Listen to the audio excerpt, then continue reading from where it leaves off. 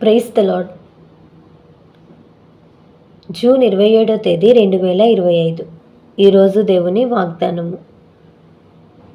యెహోవా తన ప్రజలకు సమాధానము కలుగచేసి వారిని ఆశీర్వదించును.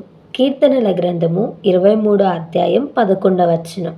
ఈ వాక్యం ద్వారా మనం తెలుసుకోవాల్సిన విషయం ఏంటంటే, ప్రభు అయిన యేసుక్రీస్తు వారికి పెట్టబడిన పేర్లలో బలవంతుడైన దేవుడని, సమాధానకర్తయగు అధిపతి అని పేర్లున్నాయి.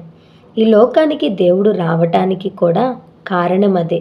బలహీనులైన వారికి బలమునివ్వడానికి, సమాధానము లేని వారికి సమాధానం ఇవ్వడానికి దేవాతి దేవుడు ఈ లోకానికి వచ్చారు.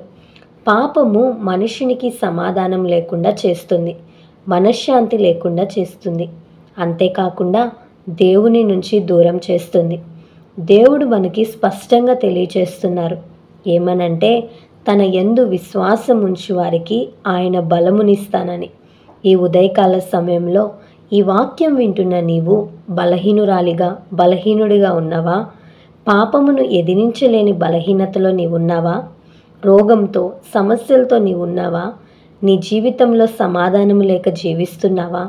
దుఃఖమే నా జీవితంలో ఉంది అనే పరిస్థితిలో నీవున్నావా? నా జీవితం ఎప్పుడు ఆశీర్వదింపబడుతుంది అనే కృంగుదలలో నీవున్నావా? అయితే ఈ వాగ్దానం నీకోసమే. నీవు ఆయన యందు విశ్వాసం ఉంచితే చాలు. ఆయనకు బంగారం ఇవ్వనక్కర్లేదు, ధనం ఇవ్వనక్కర్లేదు. నీవు ఆయన దగ్గరకు వచ్చి ఆయన బిడ్డగా నీవు మారి ఆయన యందు విశ్వాసం ఉంచితే ఆయనే సమాధానాన్ని, బలాన్ని నీకు అనుగ్రహిస్తాడు. ఎంతోమంది బలహీనుల చేత ఎంతో గొప్ప కార్యములు చేయించిన దేవుడై ఉన్నాడు.